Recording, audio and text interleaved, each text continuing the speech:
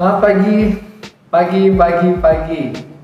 Dalam video kali ini saya akan menjelaskan bagaimana implementasi Undang-Undang Koperasi dan ADART terkaitannya dengan organ-organ koperasi itu sendiri.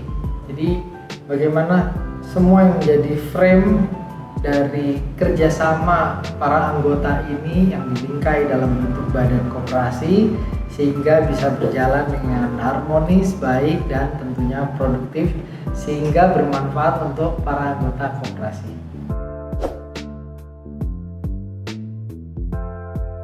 Kekuatan dari koperasi bersumber pada kekuatan anggotanya.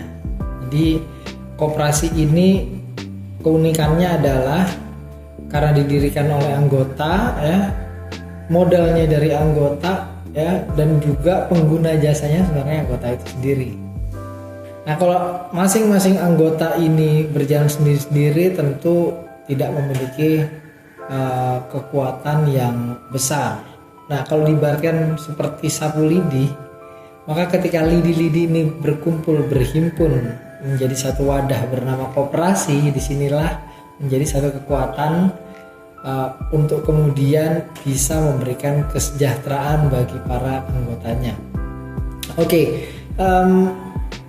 Ketika anggota koperasi sudah berkumpul, maka apa yang menjadi pedoman bagi mereka ini harus tentukan melalui rapat anggota. Rapat anggota ini yang kemudian memiliki kewenangan untuk menetapkan anggaran dasar, kemudian juga memilih dan mengangkat pengurus pengawas koperasi, menentukan bidang usaha, bahkan nanti kalau sudah berjalan melakukan pembagian sisa hasil usahanya. Nah, yang harus diperhatikan dari rapat anggota ini ada berbagai jenis. Ada rapat anggota tahunan yang setidaknya harus tahun sekali dilaksanakan. Kemudian ada rapat anggota luar biasa, biasanya urgensinya ada hal yang sifatnya insidentil sehingga perlu diambil atau diselenggarakan rapat anggota luar biasa, misalnya ada pergantian antar waktu gitu jadi pengurusnya misalnya mengundurkan diri atau hal perlu diganti atau bagaimana. Nah, ini yang menjadi penting misalnya supaya tidak ada kekosongan atau vakum di pengurus, itu bisa melalui rapat anggota luar biasa. Lalu ada juga rapat anggota khusus yang menjadi forum atau sarana untuk bisa membahas program kerja, kemudian pengembangan usaha koperasi, penambahan modal, penyertaan modal, dan lain-lain. Nah, masing-masing ini yang dapat berjalan efektif apabila anggota bisa memahami fungsi dari masing-masing rapat anggota tersebut. Nah, bingkai yang harus diperhatikan adalah bahwa apa yang diputuskan oleh rapat anggota ini sebagai forum tertinggi harus menjadi guidance bagi pengurus pengawas ketika mendapat amanah dari rapat anggota. Jadi selain undang-undang koperasi, anggaran dasar juga merupakan pedoman yang harus ditaati oleh para pengurus ketika menjalankan peran dan fungsinya. Kewenangan-kewenangannya harus diperhatikan apa saja, jangan sampai melebihi atau bertentangan dengan ketentuan yang ada. Nah, kemudian juga bagaimana pengawas itu melakukan supervisi terhadap peran, tugas, dan tanggung jawab pengurus. Ini juga tak lepas dari amanah yang ada di Undang-Undang Koperasi dan juga anggaran dasar rumah tangga koperasi.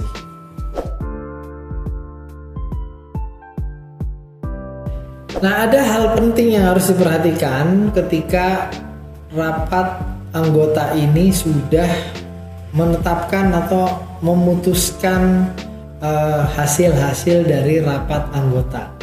Nantinya tentu rapat anggota ini harus dituangkan dalam berita acara dan pernyataan keputusan rapat anggota. Tentunya setelah itu akan diregister ke notaris dan dilakukan perubahan atau penyesuaian sesuai dengan yang diputuskan dalam rapat anggota. Namun yang harus diperhatikan adalah tidak semua yang dibahas dalam rapat anggota itu harus tertuang dalam berita acara. Sebaiknya dalam berita acara rapat anggota itu memuat hal-hal strategis yang menjadi keputusan utama dari rapat anggota. Adapun catatan-catatan seputar dari keputusan yang ada dapat dituangkan dalam notulensi terpisah yang digunakan sebagai pedoman internal dari organ-organ koperasi. Karena mungkin bisa jadi catatan-catatan ini tidak diperlukan oleh pihak ketiga. Let's say misalnya vendor atau lembaga pembiayaan yang harus memahami atau jadi membaca pembahasan-pembahasan atau hasil diskusi yang menjadi catatan gitu ya. Karena kadang beberapa catatan itu bisa kontraproduktif jika kemudian ada perdebatan di dalamnya atau isu-isu lain gitu yang tidak seharusnya dikeluarkan atau diketahui oleh pihak di luar dari organ koperasi itu sendiri.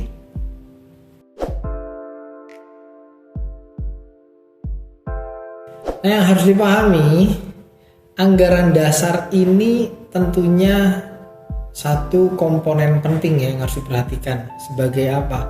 Sebagai regulasi setelah undang-undang koperasi dan juga peraturan perundang-undangan lainnya, misalnya Permenkop gitu ya. Kenapa? Karena anggaran dasar ini merupakan kesepakatan dari para anggota. Jadi kesepakatan para anggota ini bisa dikatakan sebagai perjanjian antara para anggota yang dituangkan bersama, yang disepakati tidak boleh bertentangan dengan peraturan perundang-undangan yang ada, yang kemudian sebagai guidance bagi pengurus dan pengawas dalam melaksanakan tugas dan kewenangannya. Jadi karena ini menjadi satu peraturan yang mengikat yang sesuai dengan undang-undang koperasi, maka anggaran dasar ini tentunya punya fungsi strategis yang harus dijaga amanahnya oleh para pengurus, pengawas, dan dikawal oleh para anggotanya.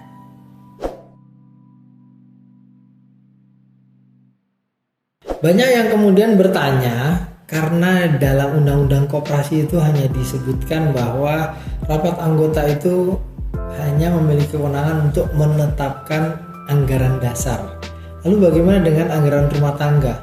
Apakah anggaran rumah tangga atau ART itu diputuskan terpisah di luar rapat anggota atau boleh di dalam rapat anggota? Nah, sebenarnya ART ini merupakan pelaksana dari anggaran dasar dan sifatnya bisa dinamis. Dalam beberapa badan usaha lainnya, misalnya firma, persatuan perdata gitu ya, ART ini tidak diputuskan dalam rapat para pemiliknya ya. Kalau di koperasi analoginya seperti rapat anggota. Kenapa? Karena mereka jumlahnya nggak banyak biasanya kalau firma, sekutu itu ya, persatuan perdata.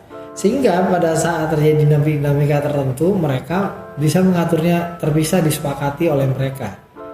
Namun yang harus jadikan catatan adalah yang melaksanakan ART itu adalah mereka-mereka juga yang menyepakatinya. Jadi bukan organ yang terpisah, sehingga akan lebih mudah, fleksibel.